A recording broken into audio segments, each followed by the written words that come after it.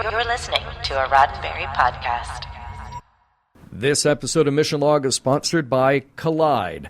Meet compliance objectives in a remote-first world without resorting to rigid device management. Try Collide for 14 days free. Visit collide.com/missionlog to sign up today. That's KOLIDE.com/missionlog. Mission Log, a Roddenberry Star Trek podcast. Episode 449, Faces.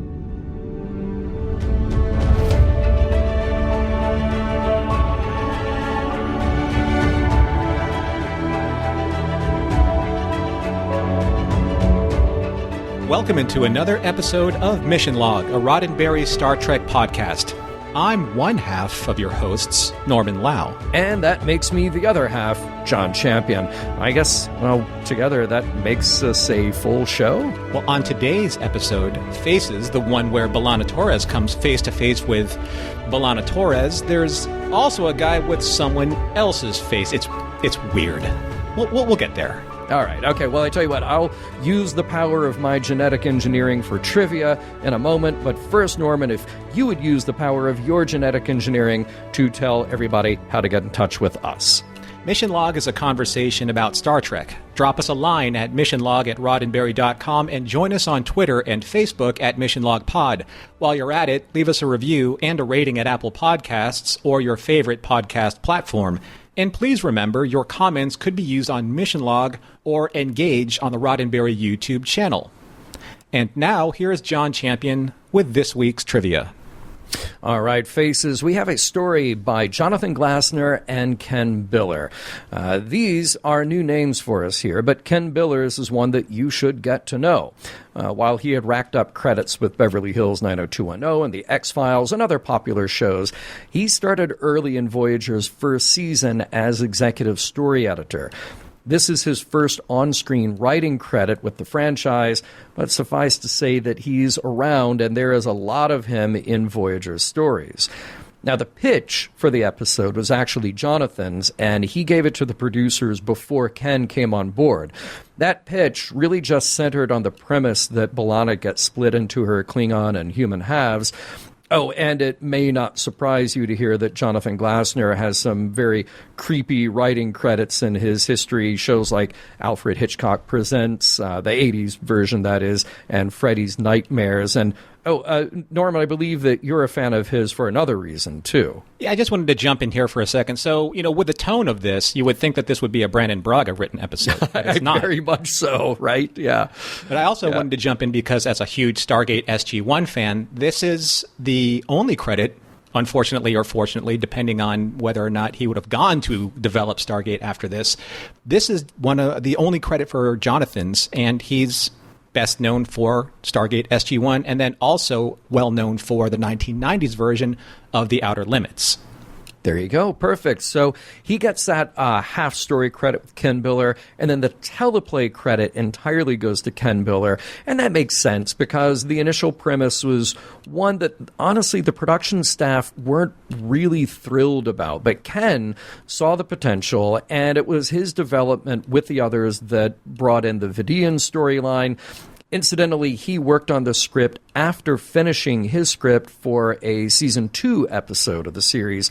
So you might imagine that there was a little bit of a crunch to finish this one after the concept had been passed around a little bit. It was directed by Heinrich Kolbe, and we most recently covered one of Rick's episodes with Eye of the Needle. Now, it's worth noting that Star Trek budgets fluctuate so much over the years. TNG had a sizable budget for its day. DS9 overall was lower than TNG, and now here we are with Voyager, and despite its very expensive pilot, it has relatively lower budgets per episode. Now, Rick had originally envisioned the action of this episode taking place on a jungle planet, but, yep, that's too expensive. So it was back to the standing cave sets to rein it in. There were few extras used, and he regretted that the work site didn't look busy enough in the end. But one place that helped with the budget was in casting, and we'll talk about that right now with our guest cast. So One who is not credited is actually there for a lot of hours on every show anyway, and that would be Roxann Dawson's photo double, Joy Kilpatrick. She looked just remarkably enough like Roxann that there was very little split screen or other costly effects that needed to be done for this episode. So you combine her with another unsung hero, that would be stunt double Lynn Salvatore, and the production could keep moving along, given that they had the coverage they needed once Roxann was in one makeup or the other, Klingon or human for the day. There's an unnamed Talaxian who is a prisoner here. He's played by Rob Lobel, and it just so happens that he was great friends with Ken Biller. He is also a huge Star Trek fan, and he had to keep both of those things quiet when he went in for the casting to make sure he didn't blow his chances.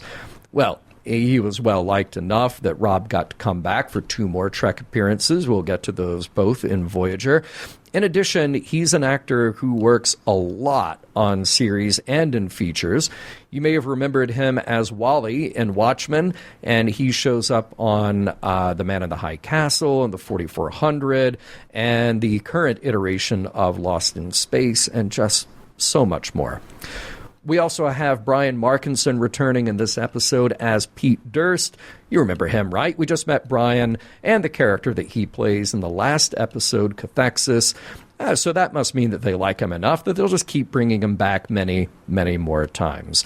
Also appearing in this episode is Brian Markinson. Yeah, same guy, pulling a total Jeffrey Combs maneuver and playing another character or another species at the same time. That would be the Vidiian Sulan.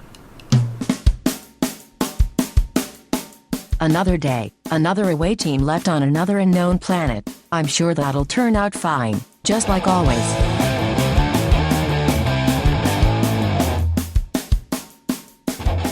Prologue. Voices from unseen aliens call out orders about regeneration on a machine, and on that machine, an exhausted, dazed, fully Klingon woman looks up, responding to the name B'Elanna Torres. Act 1. On Voyager, Tuvok turns up his nose at Neelix's creative take on Plomeek soup, while Captain Janeway prepares for what she thinks will be the return of Torres, Paris, and Durst from an away mission. They were on the 3rd planet, investigating magnesite deposits, but they're not at the beam-out point. Curiously, Harry Kim notices that the geologic layout of those caves has actually changed since the time they first got there, like by an astounding degree. Did they get trapped? Chakotay will take a team to investigate, and Kim will bring along some transponders to serve as a link back to the ship just in case they get trapped too. What they don't know is that deep within the planet, B'Elanna is currently being monologued by a Vidiian called Sulan. He sent her through a device called a genetron to express her purely Klingon DNA in the hopes of finding a species that is naturally resistant to the phage that ravages the Vidiians, just to make sure he has infected her with it. As one might guess, a newly 100% Klingon B'Elanna is in no way okay with this plan or being used for it. Elsewhere in this facility, Paris and Durst are marched with other prisoners to their holding area. Their goal is to figure out where B'Elanna is and make their escape, a pretty amusing plan according to their Talaxian cellmate, who says that no one gets out of here.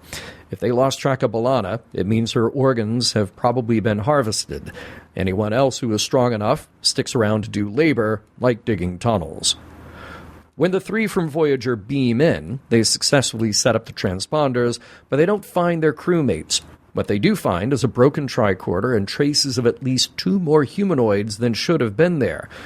Sulan is now at work studying B'Elanna's intense pain response. She's feeling it, she's plenty angry, but she's successfully fighting the phage.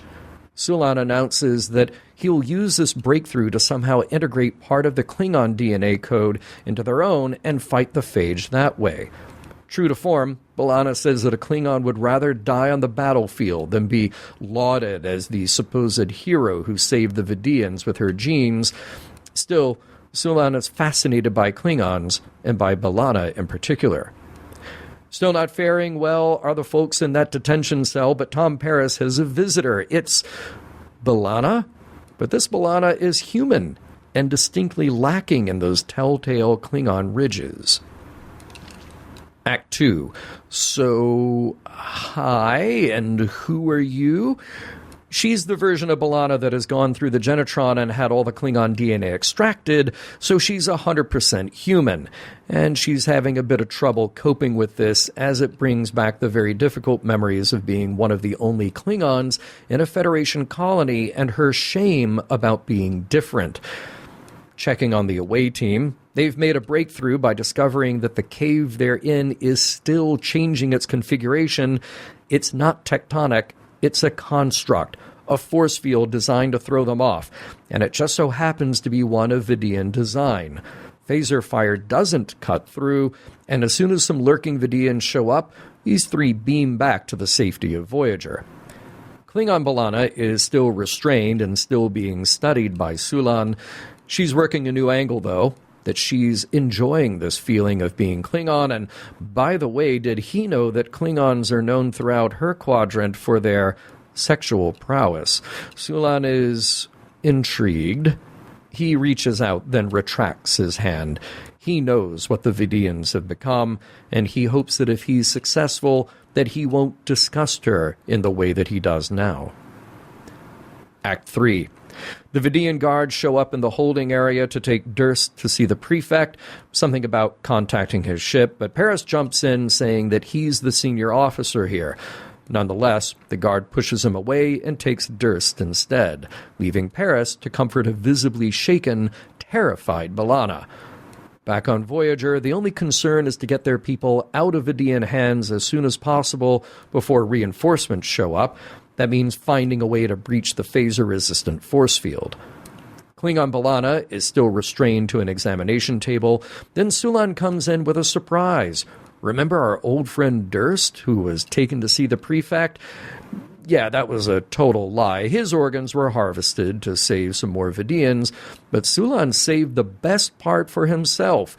He reveals to B'Elanna that he is now wearing Durst's face as his own. If that was meant to be a romantic gesture, it failed. B'Elanna, more incensed than ever, breaks through the restraints and nearly breaks Sulan's neck, but for the approaching footsteps, which send her running away. Act 4. Doing some science has opened up a potential advantage for Voyager. That Vidiian force field has micro-fissures every time they hit it with phasers, so maybe an opening big enough to beam someone in who can find the missing crew and shut down the force field from the inside. Chakotay volunteers, and he'll do it incognito as a Vidiian, thanks to the doctor's handy plastic surgery and Tuvok's tailoring skills with a replicator. He better hurry, because human B'Elanna is having a tough time, what with the whole workload and the psychological stress of being a weaker version of herself, in her estimation, both physically and mentally. Tom tries to talk her through her feelings of cowardice, but soon a Vidiian guard takes her away back to the worker barracks. Chakotay, disguised as a Vidiian, successfully beams in behind the force field, and around that time the Klingon half of B'Elanna has escaped into the tunnels. She finds a Talaxian who says Tom got moved to another tunnel, but there is a human female who got taken away by the guards. Cut to human B'Elanna in the barracks, just waiting for her guards to slip away long enough that she can hop on a computer console. They do, and she does, but not for long, because the guards come back and catch her. Who should come to the rescue, though? Klingon B'Elanna, taking down the Vidiian guards and surprising human B'Elanna so much that she faints. Act 5. Klingon and human B'Elanna get to know each other, hiding out in a tunnel. The two halves are at odds, with the Klingon side being headstrong and impulsive, not to mention ready for violent attack on their captors. The human side is more cautious, hesitant to act if it would get them into trouble.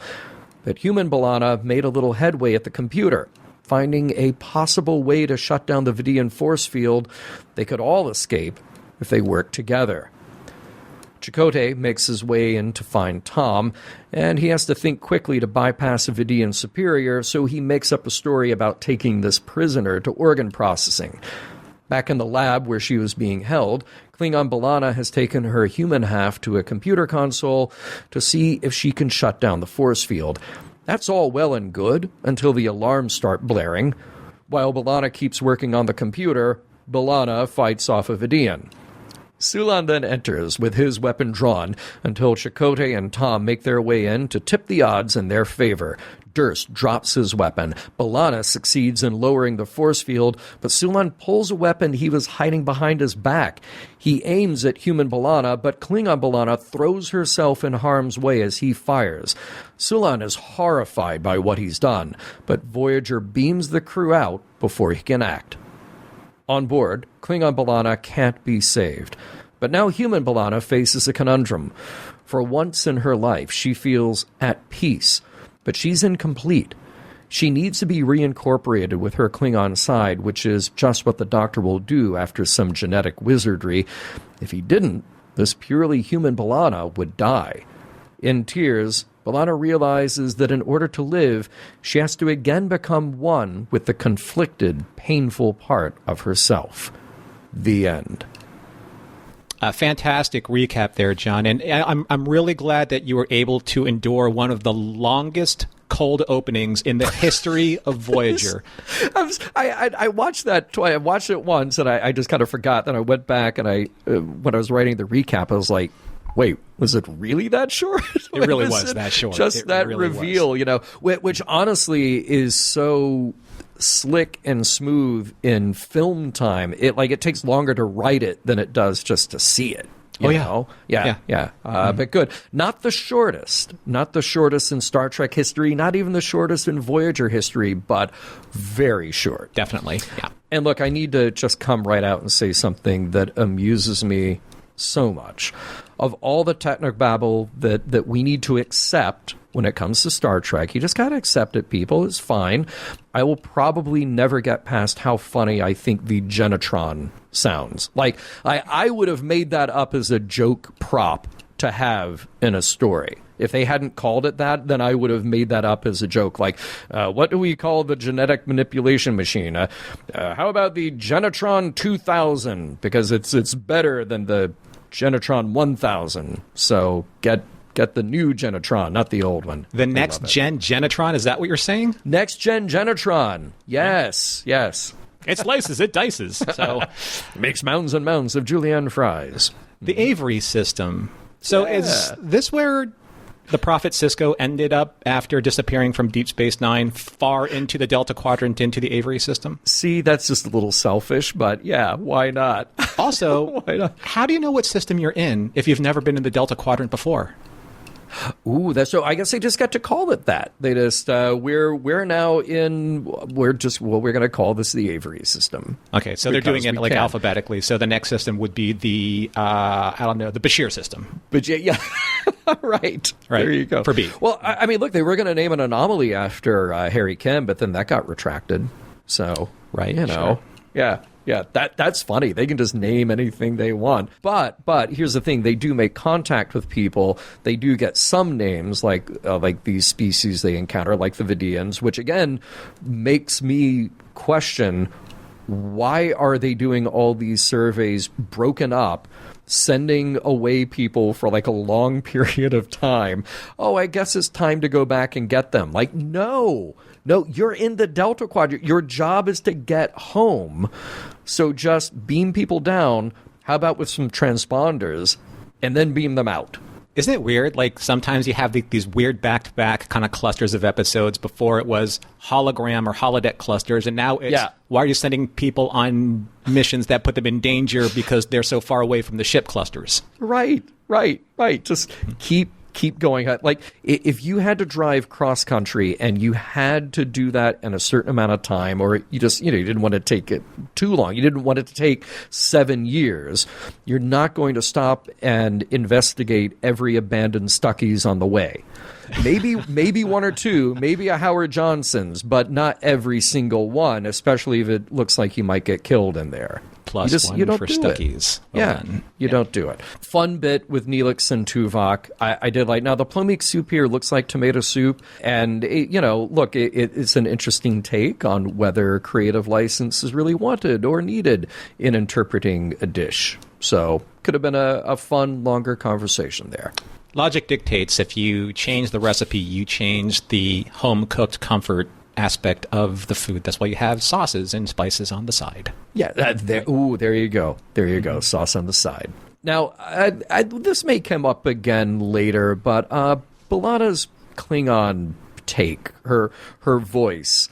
I know that she's getting used to being Klingon, and certainly just as an actor, you have the teeth in, and I know that the character is under stress, and she's trying to figure out what happened, but she just sounds strange to me. Yeah, I think character-wise and actor-wise, I think that Roxanne was just struggling a little bit with the whole full Klingon element of her character. Yeah.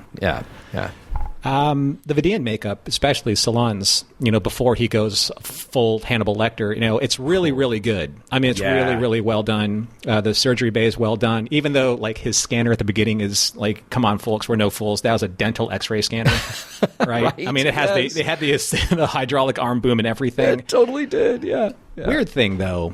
These are the things, observations that kind of make you go, So he turns her genome into pure Klingon. Yeah. But doesn't know how to extract her age. How do we resolve this? Yeah. He literally has the building blocks of her DNA sequence and can't reverse engineer how old she is. Yeah. It's right. Or how would he even know that she's a Klingon? Like nobody gave him that information. How would he know in encountering her that just isn't what that species looks like? Why would he assume that she is half of one, half of the other? B'Elanna just has the B'Elanna genome. Yeah. So, yeah, it's... I think we'll continue to talk about it. There's a lot that we have to swallow with this episode. And then, does that work? Well, we'll find out. I do love... Man, there's this scene. B'Elanna, human B'Elanna, is just... breaking down. I think Roxanne is really great as human B'Elanna, struggling with all of this. And Tom Paris turns to human B'Elanna and says, when I was a kid, I used to wear a cap to hide the haircuts my dad would give me each summer. Dude, Tom Paris, your sympathy game is terrible. Like she is having this existential crisis. Like, yeah, well, let me tell you about mine. No, that's not how you play that, Tom. Not good. Well, speaking of wearing caps to hide their bad haircuts, right? Yes. So there is a very Spock-like connection with the way that B'Elanna is trying to hide her one half or the other when she was on Keswick 4. So hat or not, there is definitely kind of like a Spock connection where you're like, I'm ashamed of being half of this or half of this. I thought that was very interesting. Right. And I know that they're in a cell, but don't you think that if you saw that new Talaxian, I'm going to call him New Guy Talaxian. So New Guy Talaxian, yeah. Wouldn't Tom say, like, I know a guy who looks just like you? Can you cook, by the way? Yeah. Right. Do you know Neelix? Or do all Talaxians look the same? Is it me? Right. Am I being that guy? But I just need to tell you. Yes. None of that came up. Maybe it was in a script page that didn't get filmed. Oh, my gosh. And it just is sort of a blocking directorial thing. Klingon B'Elanna's escape from the examination, restraint bed, it was not good. It was slow. It was awkward. It just kind of happens because the script calls for it. Like you see the restraints, and they had that big bolt, that big pin to hold the hinge together, and she's just sort of struggling with it. And then the next shot, it's just open, and then she has time to reach over and unpin the other one so she can go after Sulan. It's not great. Like I know you got to work through it for the script. You have to get to the next moment in the script, but. It was not so good. There's a lot of next moments in this for the script's sake. Yeah, there are. This episode. But one thing I did like, though, I liked Tom stepping up and like taking it as the leader for the team. Like, I'm the leader. If anything's going to be done, it's going to be done to me first. And Sex Post Facto wasn't like that long ago, right? Yeah. This was like 3 or 4 episodes ago. That's a completely different Tom Paris. I'm so bored right. with my duties as a Starfleet officer to this, where you're like, wow, you're a Starfleet officer. Here's a guy who's got some leadership. Yeah. Exactly. Yeah. Yeah. Very good. Great change in the way they wrote him in this episode. Yeah. All right. Let's look for anything where we might slight this episode in any way. That reveal of Sulan with Durst's face, fabulously creepy. I mean, hands down, just a freaking great reveal. Bravo. Well scripted, well acted, well shot. You don't get a lot of moments like that in Star Trek, and this was a cool one. It was like Hellraiser level of good, right? Yeah. I mean, think about it. It's like a weird kind of dynamic in terms of prosthetic makeup. So you have, they have the actor's face playing the Vidiian with the victim's face, with Durst's face. Right. That's like, John, it's three-dimensional chess. Chess in 3 dimensions. Not 2, 3 dimensions, 3 dimensions right there. Cut back to Voyager. Next time I need a tailor, I'll know where to look. Chakotay says that to Tuvok, and now I'm missing Garrick. Now I'm missing a guy like Garrick to harass the crew, but at least we have sort of the ersatz tailor on board. I mean, I'm glad that they had a little bit of comedy because it's a pretty dark episode. When the doctor says, if you think this is remarkable, you should see me remove a bunion. Thank you for having that line in there. Because after this line, a lot of darkness happens. Yes, you do need that. Yeah. Look, you know that I love it whenever we get 24th century plastic surgery. But again, I have to say the Vidiians, they're missing out by not cooperating with Voyager. Like, they started all of this on a bad foot. They can't see that if they approach with a little humility, look, maybe they could get their own dermal regenerator. There are things that the Voyager could offer to them, but they're just a little too dedicated to the horrors of their own actions. And how's Voyager ever going to get the Genetratron 3000 if they don't trade with them? They won't. Yeah, they won't. You got to get that. You got to get the doctor working on it. Tom has this nice little talk with human B'Elanna about courage. And then a Vidiian guard takes her away to the barracks, at which point she says she can try to make contact with the ship. While the guard is right there when she says, I'm right here. Dude, I'm right here. I'm right here. And by the way, why would there be a computer console anywhere near their holding area, those barracks? No. You put that in a different section. Thank you very much. Or you keep a guard on it at all times. John, the Vidiians, they're geneticists, they're not logisticists. They're not strategists. Yes, yeah. Exactly. I do like when Chakotay is incognito and he's getting challenged by the Vidiian superior. Why wasn't I notified? I was told you had been. That is just, it's so stupidly simple and perfect. Helpful for every day. I love a flawless bit of dialogue like that. I've never met you before. You've met me now. Yeah, okay.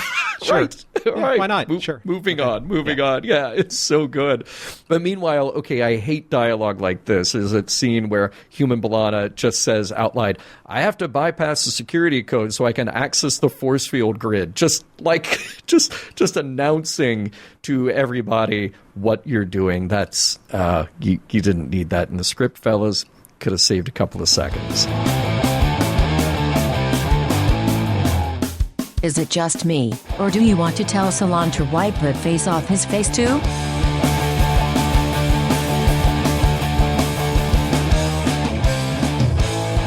We'll get right back to Faces after a few words from this week's sponsors.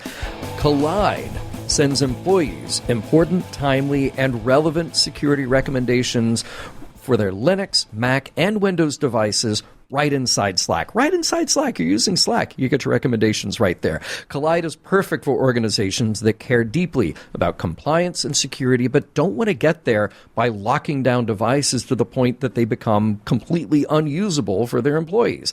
Instead of frustrating your employees, Collide educates them about security and device management while directing them to fix important problems. So here's how you do this. So you visit collide.com/missionlog to sign up today.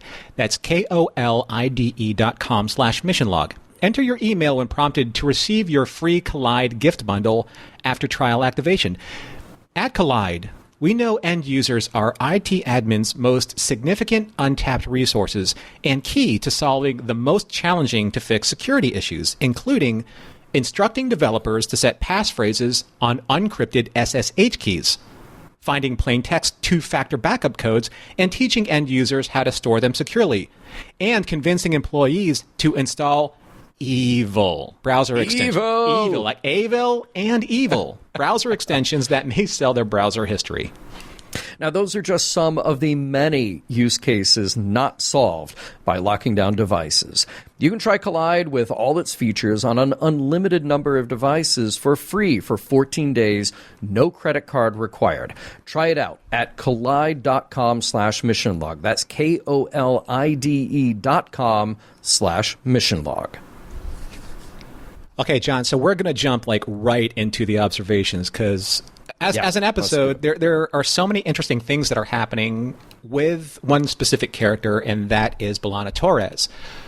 But I also want to talk about Roxanne a little bit and how she approached it, and then some interesting psychoanalysis that happened in this episode. Maybe I'm reaching a little bit too much. Maybe I'm not. We'll see. We'll see what the audience thinks. We'll see what you think. So I don't want to knock Roxanne as an actor. I think she's a fabulous actor and does an incredible job bringing Torres to life. But in this episode, because I think that she hasn't had time playing a fully nuanced Klingon character, it tends to come off a little, pardon the pun, rubbery. Because she's struggling with the prosthetics, she's struggling with the teeth. Not like, say, Barbara March and Gwyneth Walsh did as Lursa and Bator. They perfected working through those prosthetics and teeth. You said this in the beginning in your notes that you felt Roxanne's voice wasn't quite right and she wasn't delivering her performance quite right. And I think that happened because of this. But on the other side of the equation, removing all of that literally from her, literally the prosthetics, the teeth, and working with just the human version of Roxanne's B'Elanna. I thought her performance in this episode was probably the best that she's turned in on Voyager so far. But all that being said, and I'll give you a chance to answer in 1 second, I really think that those two ways of seeing B'Elanna kind of inform what I think they were trying to get to overall, and that's the id, the ego, and the super ego dynamic of her character. So, go ahead. Well, just to put it into reference, if people aren't familiar with this, and I don't want to, I don't want to Voyager-splain anything to anyone, but I just want to put it into reference. So, according to Freud's psychoanalytic theory and how it applies to this episode, human B'Elanna is the super ego who operates at a moral conscience. Klingon B'Elanna is the id, the primitive and instinctual part of her mind that contains sexual and aggressive drives and hidden memories. So when you combine those two, as you saw later in the episode, the ego is the realistic part, i.e. the full B'Elanna, that mediates between the desires of the id and the superego. That's where I think this episode has a lot of value. That's where I was trying to get at in this whole preamble. Interesting. So, let me go back to some of those points that you made, because I think there is a choice made here in this episode, which is, all right, B'Elanna has just always been B'Elanna, half Klingon, half human. And now when we split those up, those halves have to be distinct in how they're played. But B'Elanna, as we know her, has at no point in her life been wholly Klingon or wholly comfortable with the idea of being Klingon. So there's a choice made here about how she plays it, and it has to do with some of the body language, it has to do with the speech pattern, it has to do with all of those, and also probably just the realism, the production realism of you have all this stuff on your head, you got the teeth in, you have all of this stuff. But it also makes it a little it feels a bit false when you're watching it. And maybe another choice, maybe she doesn't come out fully realized as one of the other Klingon women that we've met before, but something that is a little more grounded as herself. We would have had an easier time buying that, but because then it's just strange. You watch it thinking, you're in your head when you watch it, why is she talking like this? Why does she sound this way and not the way that it just feels a little more like she's at ease being a Klingon. Because that's sort of one of the weird conceits about this, which is even though these are two separate beings with two separate genomes, they have the same memories. I will get to that later on for sure. Yeah. They have the same set of experiences up to the point that they get captured by the Vidiians and separated by the Genetron 2000 trademark, copyright, patent pending. So, it's a lot to ask to say that, well, this version can physically kind of, move about, speak the way that she speaks as a human, but as a Klingon, like, none of that actually comes together quite well. You do see her get a little more settled as a Klingon as the episode goes on, but it's just a strange choice the way that she is as disjointed as a Klingon early on. So I see what you mean there. It is strange. Now, to your point about this Freudian model, id, ego, superego, that's an interesting thing. I mean, immediately my head goes to The Enemy Within. And it's another moment of Star Trek asking us to swallow this hugely implausible concept. But it's all in the service of the storytelling to talk about the actual point. And in The Enemy Within, that whole point was you have to have those two sides. You have to reconcile these competing forces in your psyche in order to be a whole person. And it doesn't mean repressing one of those sides. It means letting them somehow find a way to live together and mediate and moderate those impulses. Mm-hmm. And that's what's happening here, very much like The Enemy Within. And I think that Freudian model fits very nicely as well. This is, you can't have all id, you can't have all ego, you have to have a moderating force. You have to have a compassionate yet rational, thoughtful side that can figure out how to make these forces not destroy each other. So I think that's all very interesting. But again, we get to this difficult thing where we are asked to accept that all of those memories still exist in what is just purely a physical construct of these two B'Elanas. You had a problem with that as well? I did, and I'm gonna actually address that a little bit more in depth, like in the next segment. But okay, fair. I needed to ask you this, and I'm not going to perform this because I can't perform Kate Mulgrew's voice. But I am going to quote. I'm going to quote something very, very specific, and I really want to hear your take on it, and I'm very interested in hearing the audience's take on this as well. Take a message to your people. If I ever encounter your kind again, I will do whatever is necessary to protect my people from this harvesting of yours.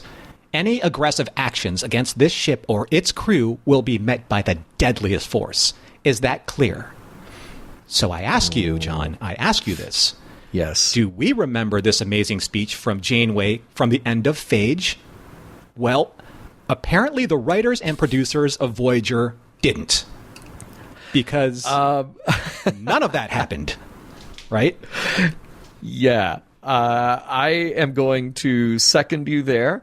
Absolutely on the same page. That is something that is missing from this episode, and that is a strong Janeway presence. Mm-hmm. There was a note that I didn't get to in the last segment because I didn't want that last segment to run too long, but there's a good moment of Janeway. There are a couple of good moments. She's leading her crew to figure out a solution. And there's a moment of her body language that I thought was very interesting where she's in the conference room and there's an empty chair and there's a chair where Tuvok is seated, and she just kind of puts both of her arms around the backs of those chairs. And it's something that is very at ease, but also very commanding. And this is the way that I like to see Janeway. But I wanted to see more of Janeway in this episode, really, truly taking command. I understand that we can't, in some respect, because our crew is cut off by communication, cut off by any really usable way to have Voyager come in and save the day. But I want to see her take action, and we definitely don't get enough of that here. That speech at the end of Phage, truly one of her defining moments, particularly this early on in the series. It's so good, and you want to see that person come back. Oh, hell no. You did not just capture some of my crew. Exactly. So, yeah. Exactly. Yeah. And, if you want to look at this for very specifically, I'm not going to hang kind of like my issue with not following up on this incredibly specified threat to the Vidiians. I don't put that on Janeway because she's a fictional character. I put this on the writers. Yeah. And the writers should have understood that speech going into this episode, because when you don't make good on promises to this race who has done this already to a crew member of yours in the recent past, and we're talking about Neelix and his lungs, regardless of what they did to Durst and his face and the rest of his organs, she just made Voyager a softer target into the Delta Quadrant. This was the perfect opportunity to show that she and Voyager are not to be trifled with. If she actually did respond with quote-unquote deadly force. I know that that's not the Starfleet way, but this is the promise that she made to the Vidiians at the end of Phage. Now, her position has been weakened. What if the Vidiians are like the softest enemy race in the Delta Quadrant, and all of a sudden they're like, hey, Voyager just let us go again. Yeah. Right? I mean, we basically just killed a couple more of their crewmen, and they let us go again. So all of you, higher races, go for it, because Guess you can. what? Open season, folks. Yeah.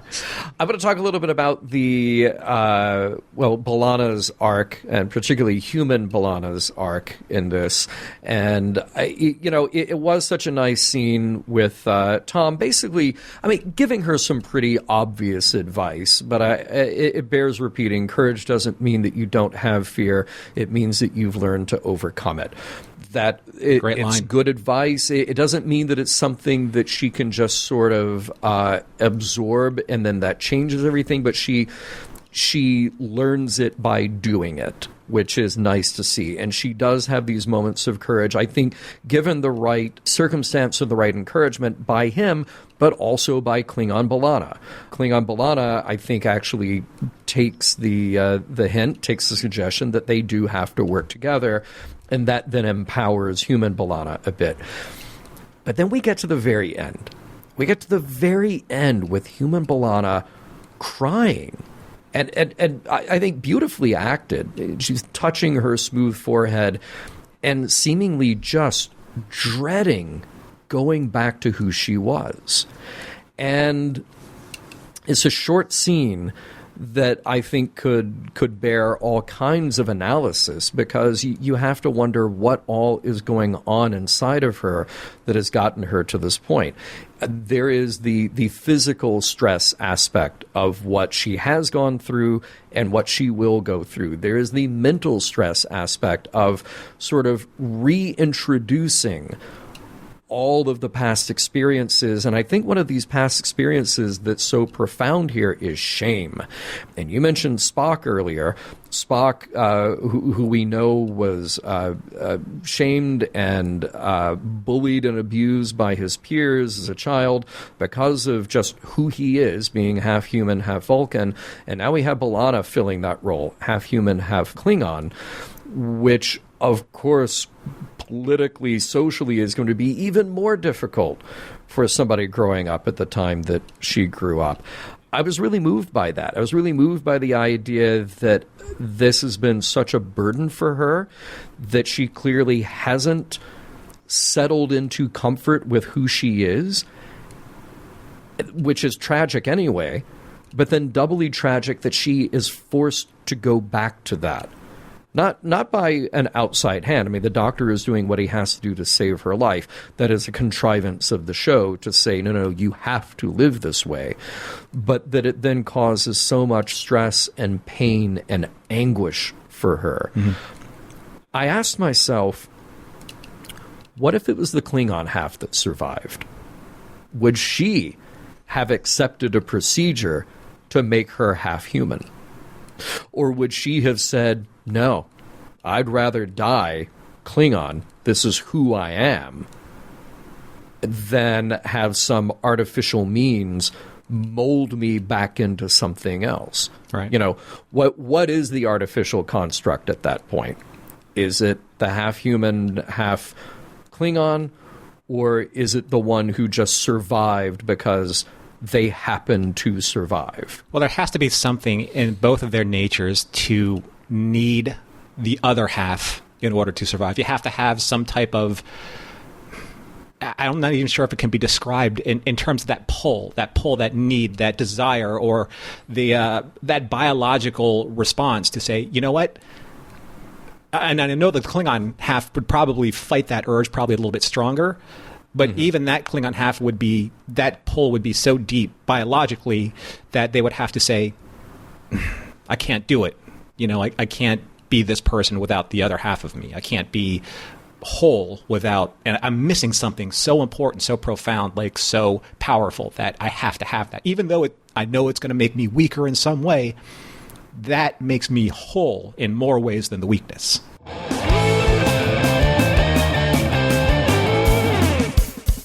I really feel for B'Elanna. I got split into two computers once. You can't imagine the arguments we had over network bandwidth.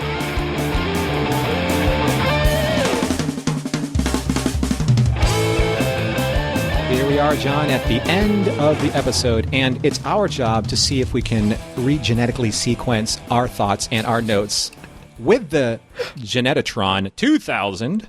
I'm going to have to spend at least another 10 to 20 minutes in a Genetron, easily, maybe a 4,000 or 5,000 model at this point.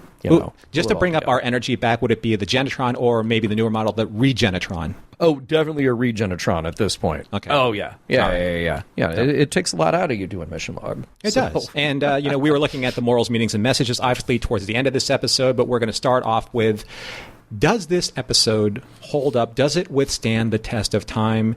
And what do we have to say about it, John?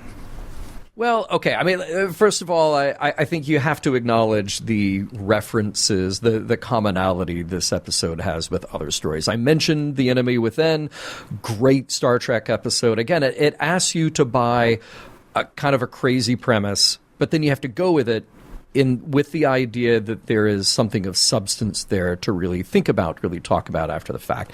We also have to say, look, there are shades of Beauty and the Beast, shades of Phantom of the Opera. These are all kind of ongoing literary themes that have been explored, but then we get to do it freshly and anew here in Voyager. So do these old stories hold up when presented in this new sci-fi context with this series? And I think it really depends on the lens that we're using to look at the episode. And, that is exactly why this part of the show gets to be vague and purely subjective. I mean, it is always, and forever a your mileage may vary situation. I think Brian Markinson is wonderfully creepy as Sulan, and they made a strong, good choice to amp up that creepiness by letting him have this weird infatuation with Klingon B'Elanna. That was, I think every level that he played that was earned and very solid. So good choices on all of those impulses there. And there's also the innate creativity in letting B'Elanna come face to face with herself.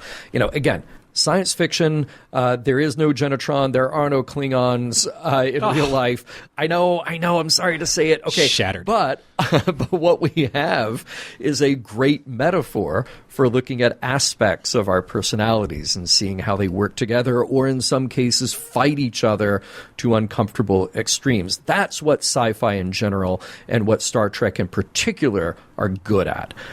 Now, the weaknesses of this telling, of this particular episode for me, is that, I feel like we didn't really live up to the promise yet of who the Vidiians are. More to your point, Norman, what is Janeway's relationship to the Vidiians as enemies, as something to be feared and dealt with?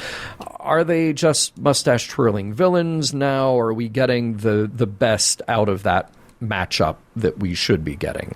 Will we see them again? Is there more to be mined out of their purpose and their interaction with the Voyager crew? I'm curious, but I kind of feel like this is another episode where the action feels very isolated from everything else that has gone on and won't have much consequence going forward. So it's sort of invent the terrible situation of the week to make sure we get the crew trapped and then get them out. And then move on. And I think there's more to be had out of this than just that, because the Vidiians are interesting and terrifying. So B'Elanna's storyline here really saves it, but only to an extent. I don't think it is a great version of this enemy within type story, but it is a passable one. If we let it inform B'Elanna going forward.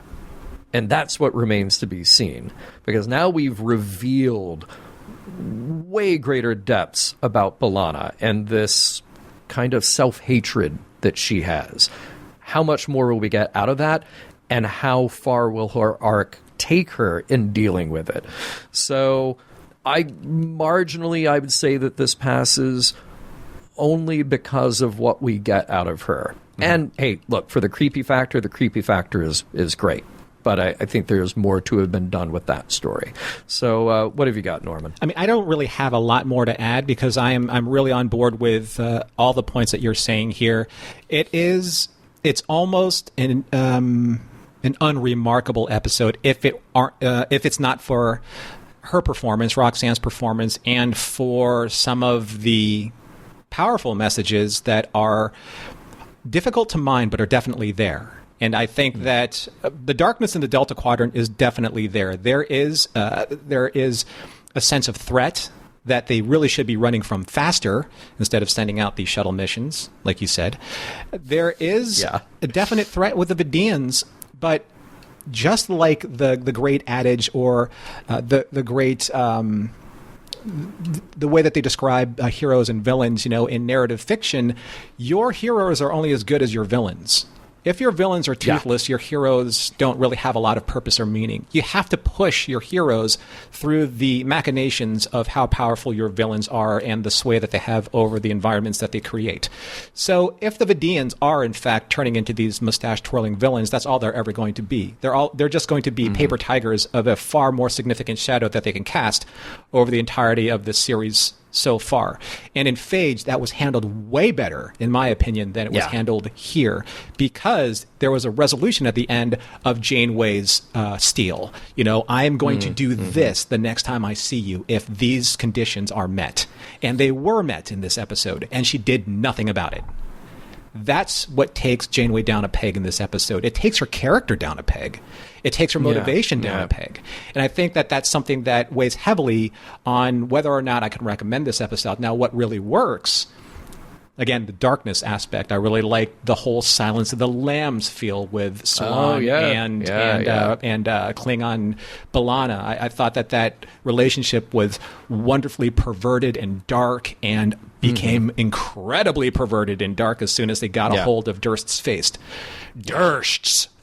But also, I really do think the MVP character in this episode is Tom Paris, and what they did with him and how they reframed him from Caretaker, essentially. This is the Tom Paris that I always wanted to see since Caretaker, where he was a little bit more heroic. He was a little bit more protective. He was a leader instead of the, kind of like the immature fraternity flyboy that he's been portrayed as in the last few episodes, especially in Ex Post Facto. So the line when he said, "Sometimes fear can be a good thing," it keeps you from taking chances. Courage doesn't mean that you don't have fear. It means that you've learned to overcome it. That's a great line, and they gave it to him, and Robbie performed it beautifully. Yeah. This is the Tom Paris I hope we get to see moving forward. So there's a lot of hope in where they can bring B'Elanna's character and how she reconciles herself, and then the storylines that come from this. But especially with Tom, where do you take... incredible. It took him 14 episodes to figure out I know, Paris but here. Now we have a formula to work with. Right? And this is the formula I hope that they continue with, because this Tom Paris is far more fascinating than anything I think that we've seen so far. Yeah. So, I mean, when we look at morals, meanings, messages, I think there are a couple of ideas to explore here, and I sort of look at it as the two things we're dealing with in the story. There's the Vidiian side, and then there's B'Elanna. And we look at the Vidiians, Star Trek has always done this very good job of taking an enemy and asking us, the audience, in the shoes of Starfleet, to say, well, how much sympathy do we have for the enemy? How much understanding do we have for the enemy? And the Vidiians have been made out to be these incredible monsters who every now and then they'll slip in this line like, oh, we're aware of who we are. We were desperate. We did these. I promise we can be great, that we have all these great attributes. But if it weren't for just this one terrible thing that happened to us that made us take another path. I think that's all very interesting stuff to be explored.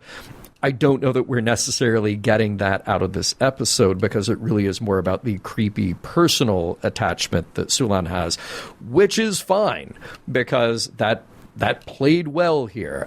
I feel like this encounter was more sinister, partly because of that, because of the focus on Sulan. And the Vidiians, now we get this glimpse at how much they've industrialized what they do with regard to terrorizing and using the people that they encounter. Something really hideous about that. And they're... they do these moments where they kind of try to humanize Sulan a little. So should we care about their desperate measures to save themselves? How should we treat them given what has transpired up to now, which has been horror show after a horror show? If you're talking about Janeway being kind of pushed into an uncomfortable corner, like, how would a guy like Picard, who says you negotiate and then you negotiate and then you negotiate again, how would somebody like that treat a situation like this? Like, hey, look, we had these medical resources. You want organs? Sorry, we're going to bomb you into oblivion if you don't take these options for us. But I feel like with these two episodes that we've gotten of the Vidiians, maybe they just haven't gone deep enough to maybe make a really good assessment of how we treat our enemies, those who would do something so hideous and still want some kind of understanding, which is, I think, the really interesting part about them. Then you land on B'Elanna. And we have this interesting nature versus nurture thing. We're back to some of those similar lessons as well that we got from The Enemy Within, that the two halves can't exist apart, that they only work as a whole. Is that the case, though? Because at that point, which parts are the right ones then? Which aspects need to be amped up? Which aspects need to be repressed a little? How much moderation do they need? Would human B'Elanna forever feel incomplete without Klingon B'Elanna, or vice versa? If that were to be one of the outcomes here, would she literally die? Would she actually learn to have courage? Would she learn to have these other aspects that the Klingon half brings to her? So is it a matter then of nature entirely over nurture here? I mean, we're basically saying that Klingon DNA compels B'Elanna to be who she is, which is an interesting idea. I don't think the show necessarily comes down on a particular side about what is good or bad about that, but literally she will die if she can't have that part of herself again. I wonder if you remove that element, can she actually learn and grow and evolve? And does that purely human B'Elanna have value and have strength and have abilities to grow? Or is it just a convenient out to say, like, nope, it's in your genes, you gotta have it, carry on? So no really easy answers there, but I think those are kind of interesting questions posed by this episode. How about you, Norman? Well, I like that you're framing B'Elanna's plight with DNA versus kind of like the pain and experience of being Klingon and half human, because I was going to go into a little bit more description of the enemy within, but we've really covered that quite well. And I think that for a lot of fans of a certain generation, specifically the original series fans, you know the enemy within implicitly. And, you know, the enemy within has been explored throughout the course of Star Trek and different Star Trek series and discussions. But I want to bring up another element that kind of is springboarded off of the enemy within, and that's Kirk's one of Kirk's final soliloquies in Star Trek V: The Final Frontier, when he's presented with all of these different aspects of personal pain by Sybok, and Kirk says, "You know that pain and guilt can't be taken away with a wave of a magic wand. They're the things that we carry with us, the things that make us who we are. If we lose them, we lose ourselves." And he said, "I don't want my pain taken away. I need my pain." Classic line. Yes. But then we kind of bookend this with what B'Elanna says at the end about her situation. "I came to admire a lot of things about her. Her strength, her bravery. I guess I just have to accept the fact that I'll spend the rest of my life fighting with her." So I find that the most fascinating moral implication of this, and something that I'm still kind of struggling with to find a way forward in sifting all of this out, and maybe you can or the audience can help me with this. Klingon B'Elanna, the part that was extracted at the beginning, was DNA sequencing. Yeah. Right? DNA sequencing is completely different than life experience. Yeah. Yes. Right? Yes. So the life experience of B'Elanna as a half Klingon, half human being, if you pull the DNA sequence out of that of B'Elanna as a whole and then recreate it as a construct, you're creating essentially just genetic tissue of that being. You're not recreating the experience, the anguish, the pain, the shame, all of that went along with that Klingon half of B'Elanna. It resides in her human half because that human half was not extracted and then refabricated. So the questions from a moral standpoint that still plague me, or phage me, aren't we as living beings more than just a DNA sequence that can be manipulated? Aren't we more than just a genetic code that can be filtered and processed through the Genetron 2000? Yeah. Aren't we more than just emotions that can be waved away by a magic wand?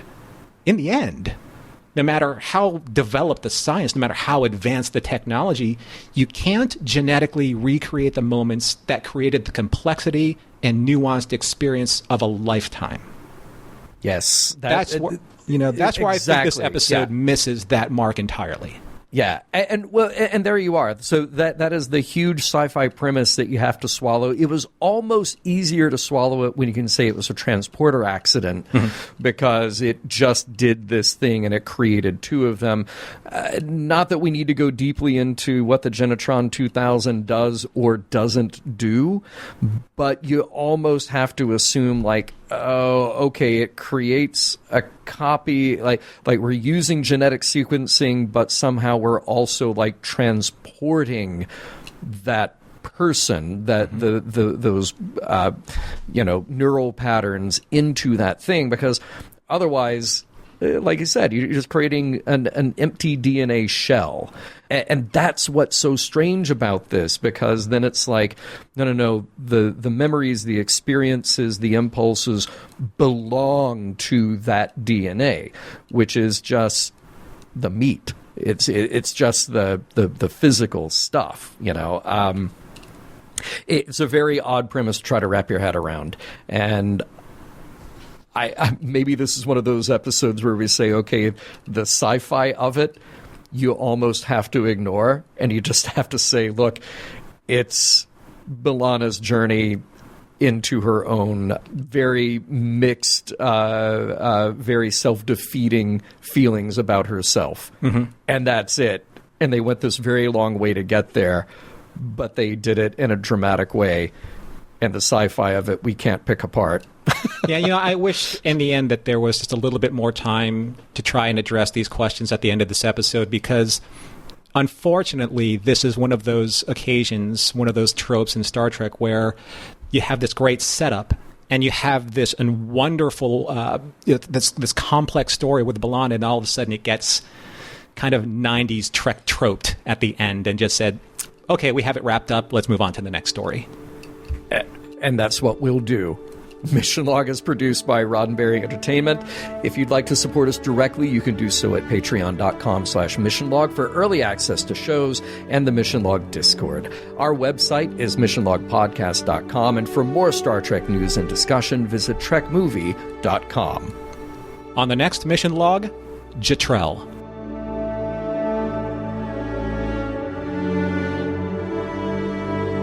Some of the music for Mission Log provided by Warp 11, online at warp11.com. Special thanks to consulting producers, Adam Brusky, Matt Esposito, Homer Frizzell, John Mann, Mike Richards, and Mike Schabel.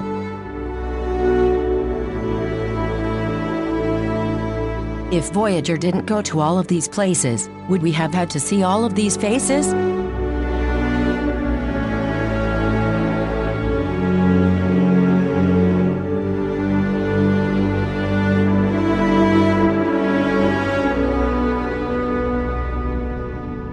End transmission.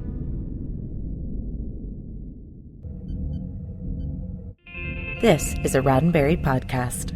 For more great podcasts, visit podcast.roddenberry.com.